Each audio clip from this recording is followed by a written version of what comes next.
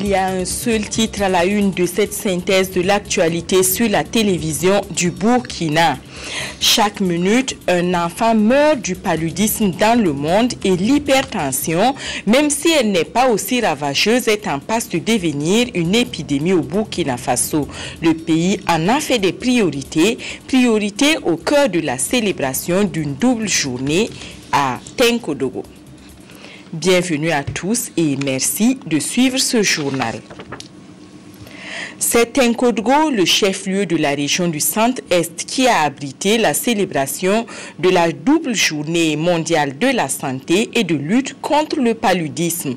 Pour la journée mondiale de la santé, l'on a réfléchi sur l'hypertension artérielle et pour lutter contre le paludisme, les différentes structures proposent d'investir dans l'avenir. Retour sur la célébration de cette double journée avec Adama Koulibaly. Avec plus d'1 milliard de malades à travers le monde, dont 80 millions en Afrique, l'hypertension est un mal silencieux qui fait de nombreuses victimes chaque année. 80% des 700 000 décès dus au paludisme en 2010 à l'échelle planétaire ont été recensés sur le continent africain. Pour faire changer la tendance, ces deux maladies étaient au cœur des journées mondiales de la santé, célébrées le 7 avril, et celle de la lutte contre le paludisme le 25 avril, commémorée en commun ce jour 23 avril à Tenkodogo. La lutte doit être tout azimut, à la fois contre les maladies transmissibles que contre les maladies non transmissibles et qui font malheureusement beaucoup de dégâts en termes de perte en vie humaine.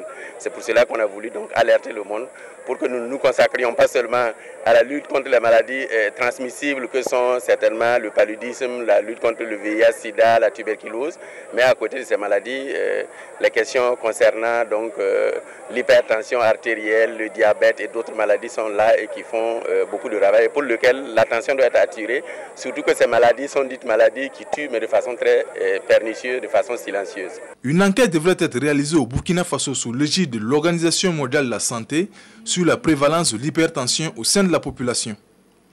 Malgré des efforts tels que la distribution de moustiquaires imprégnés, les campagnes de sensibilisation et la prise en charge gratuite des urgences liées au paludisme chez les femmes enceintes et les enfants de moins de 5 ans, cette pathologie fait encore de nombreuses victimes. Il y a encore beaucoup trop de gens qui meurent pour le paludisme. Comme nous l'avons dit en Afrique, à chaque minute, il y a un enfant qui meurt de paludisme.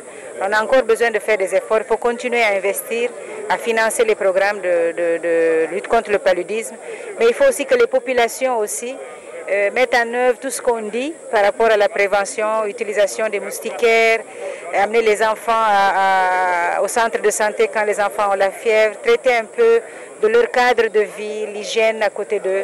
Enfin, il y a une série de choses que les populations peuvent faire eux-mêmes. Une distribution de moustiquaires imprégnés grâce à l'appui du Fonds mondial sera menée courant juin au profit des populations.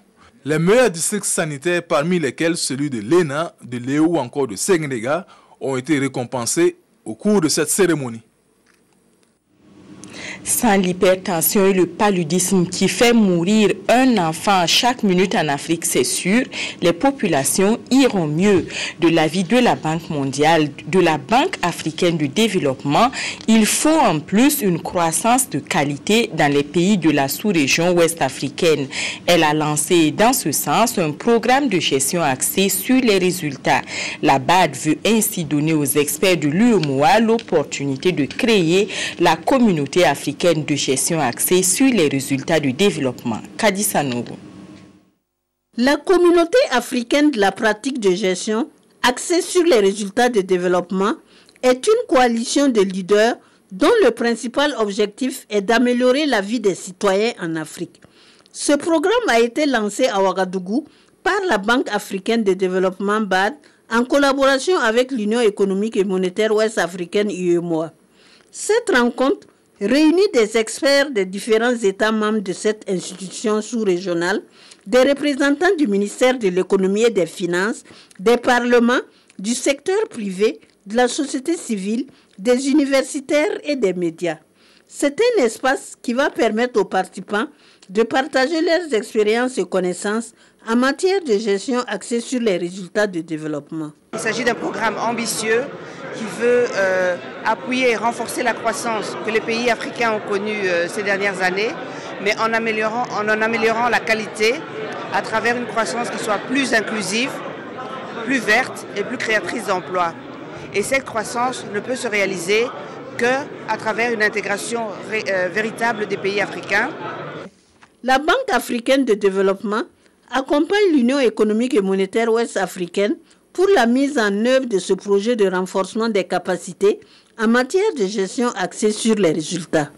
Et lorsque vous développez des politiques au niveau national ou au niveau régional, les gens vous demandent des comptes. Et c'est ce qui exige que nous puissions réunir nos experts pour leur parler de ce que c'est que la gestion axée sur les résultats, pour que nous, au niveau de l'intégration économique régionale, ils aient une connaissance de ce que nous faisons pour pouvoir dire aux communautés de leur pays, voilà ce qui se fait au niveau régional et voilà ce que nous, en tant que population, dans un espace national, nous gagnons à travailler avec d'autres États. Le rendez-vous de Ouagadougou va aboutir à la mise en place d'une structure régionale et d'un comité de pilotage de l'AFCOP, la communauté africaine de la pratique de gestion, axée sur les résultats de développement. Vous voulez voir à quoi ressemble votre localité vue du ciel? Faites un tour à l'Institut géographique du Burkina. Pour la deuxième année consécutive, l'IGB ouvre ses portes au grand public pour montrer à tous ceux qui effectueront le déplacement comment ils travaillent pour fournir des informations géographiques fiables. En attendant d'y effectuer un tour, voici un aperçu des prestations de l'IGB avec Maïmouna Traoré. Des cartes topographiques et thématiques à différentes échelles, des plans de ville, des photographies aériennes et tout un arsenal d'équipements exposés, l'Institut géographique du Burkina montre son savoir-faire au grand public. Les journées portes ouvertes ont été instituées en 2012 dans l'optique de familiariser les administrations et les citoyens à l'usage de l'information géographique. Pour cette deuxième édition, la réflexion se mène autour du thème « Information géographique et gestion des entités territoriales ». En matière de gestion, par exemple, de nos frontières, il arrive qu'un point fasse l'objet de confusion. Également, à l'intérieur du territoire national, entre les entités géographiques, il faut souvent fixer la frontière. Et c'est l'IGB qui permet de fixer les limites et de faire en sorte qu'il y ait une certaine paix sociale. L'Institut géographique du Burkina a joué un grand rôle dans le dénouement des différents frontaliers entre le Burkina Faso et le Niger. Et l'Institut sera encore sollicité sur les grands chantiers du développement. Ce qu'on attend de l'IGB, c'est une actualisation des anciennes cartes. Les premières cartes, comme vous le savez, avaient été réalisées depuis le temps colonial, avec l'appui donc de la République française et d'autres institutions.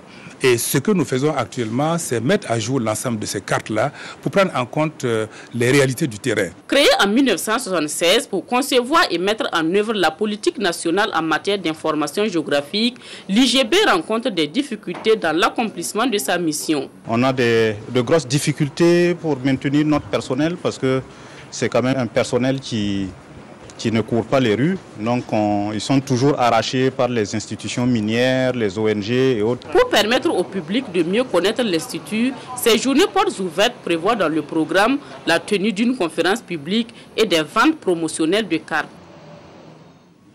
En dehors des communes dont elles permettent d'améliorer la gestion, les cartes de l'IGB sont d'un apport certain pour le milieu de l'éducation dans son ensemble. Mais pour le moment, l'heure n'est pas à l'examen des cartes chez les enseignants du secondaire, du supérieur et de la recherche scientifique. Leur syndicat, le SNES, et le FSINTER attire l'attention sur certaines de leurs préoccupations. À leur avis, le gouvernement n'a pas tenu ses promesses de 2011. Plus de précisions avec Sie Sylvestre.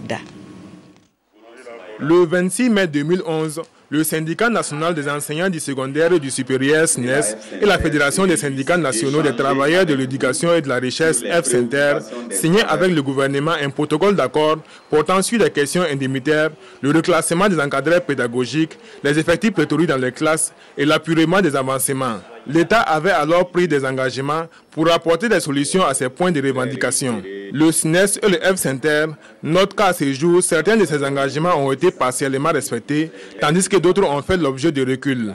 C'est le cas de l'indemnité de logement, pour lequel le gouvernement, au lieu d'examiner sérieusement notre préoccupation, l'a dilué dans l'extension de cette indemnité aux autres catégories de fonctionnaires, régnant ainsi la spécificité du logement pour l'enseignant. C'est le cas aussi du reclassement des conseillers pédagogiques de l'enseignement secondaire, au sujet duquel toutes les règles élémentaires des écoles professionnelles de notre pays ne sont pas appliquées depuis 15 ans. Quant aux effectifs pléthoriques, c'est plutôt le silence sur un éventuel plan de résorption de cette question. Le SNES et le F-Center estiment avoir suffisamment fait preuve de patience. Au lendemain de la fin des négociations gouvernement-syndicat qui n'ont pas pris en compte ces revendications, ils appellent le gouvernement à réagir sans délai et les journalistes de s'inquiéter quant à la tenue des examens et concours. Nous sommes à plus d'un mois des examens, donc la question en principe ne se pose pas si le gouvernement entend notre protestation. Si le gouvernement ne réagit pas, les travailleurs apprécieront. Nous ferons le point et les décisions qu'il y a à prendre, on les prendra ensemble avec les travailleurs. Pour l'instant, nous n'avons pas d'a priori. Pas d'a priori, mais les deux syndicats disent avoir donné des directives pour la mobilisation des travailleurs. En cas d'inaction du gouvernement, le SNES et le F-Center entendent entamer des manifestations. Ouvrons à présent la page installation de maire. Celui de l'arrondissement 2 de Ouagadougou a reçu son écharpe de bourgmestre le 19 avril dernier. Amidou Semporé n'est pas un profane en matière de gestion communale puisqu'il était déjà conseiller dans l'ancien arrondissement de Bascuy. Il entend travailler à améliorer les conditions de vie des populations par un renforcement des services sociaux de base. Claudine Bikaba. Les populations de l'arrondissement numéro 2 de Ouagadougou sont en fête ce 19 avril et pour cause, elles assistent à l'installation du maire Amidou Semporé, issu du Parti du Congrès pour la démocratie et le progrès, CDP. Sitôt installé, il donne la ligne directrice de ses actions. Et conformément aux grandes priorités de la ville de Ouagadougou, nous pouvons décliner quelques priorités, à savoir que nous allons travailler à renforcer les services sociaux de base. Nous allons travailler à améliorer la mobilité urbaine. La mobilité urbaine s'entend le réseau de voirie et de drainage. Nous allons travailler à assainir notre cadre de vie. En un mot, nous allons travailler à améliorer les conditions de vie de nos populations. Les attentes de la population sont énormes et le maire en est conscient. C'est pourquoi il compte sur l'adhésion de tous pour aider le conseil municipal à relever de nombreux défis les 5 années à venir. Le mandat du conseil municipal n'est pas un mandat personnel, c'est un mandat de la population. Donc nous attendons de la population une adhésion totale à notre ligne directrice. Parce que nous traçons les sillons, mais sans l'apport de la population, il est clair que nous ne pouvons rien faire. Nous attendons le soutien inconditionnel de la population. Nous tâcherons d'être exemplaires, mais nous attendons aussi leur compréhension et leur soutien pour mener à bien les transformations nécessaires à un avenir radieux. Ce bureau du nouveau conseil municipal de l'arrondissement numéro 2 de Ouagadougou a saisi l'occasion pour dire à la population de mettre la main à la pâte, car c'est main dans la main qu'ils pourront ensemble construire la cité. Selon le nouveau découpage de la ville de Ouagadougou, l'arrondissement 3 regroupe les secteurs 12, 13, 14, 15 et 16. Il couvre une partie de l'ancien arrondissement de Signoguin dont il garde la mairie et l'ancien maire. Pascal Tiga Ouedraogo a en effet été réélu et c'est ce 19 avril qu'il a reçu son écharpe. Il a appelé les populations de son arrondissement à plus de civisme. Maïmouna Traoré. Cette mairie change de nom pour devenir la mairie de l'arrondissement numéro 3, mais pas de locataire. C'est l'ancien maire de Signoguin, Pascal Tiga Ouedraogo, celui-là même qui y a siégé pendant une dizaine d'années, qui a été choisi pour diriger ce nouvel arrondissement qui comprend les secteurs 12, 13, 14, 15 et 16. Élu sous la bannière du Congrès pour la démocratie et le progrès, il place son mandat sous le signe de l'entente entre les populations de l'arrondissement. C'est pour inviter la population à s'entendre, pour que main dans la main, on puisse faire évoluer notre arrondissement. Vous voyez, partout il y a l'incivisme, on jette des cailloux par-ci, par-là, on ne sait même plus ce qu'il faut faire. Donc si on lance un appel aux jeunes, aux femmes, aux anciens, pour que main dans la main, on cesse toutes ces mesquineries-là on pourra bien développer l'arrondissement. Sa devise, parler peu, agir beaucoup. Et son action pour les 5 prochaines années, dit-il, sera axée sur la construction d'infrastructures sanitaires, éducatives et routières, l'eau et l'assainissement. Ce que nous voulons, c'est que l'ensemble des citoyens se mettent autour du maire et du conseil municipal pour que chacun joue son rôle et que l'État accompagne pour que le Burkina Faso se développe. Il ne sert à rien d'être perpétuellement en campagne. Il y a un temps pour la campagne, il y a un temps pour le travail. Et Pascal Tiga Ouedraogo dit être à l'écoute et au service des quelques 280 000 habitants que compte l'arrondissement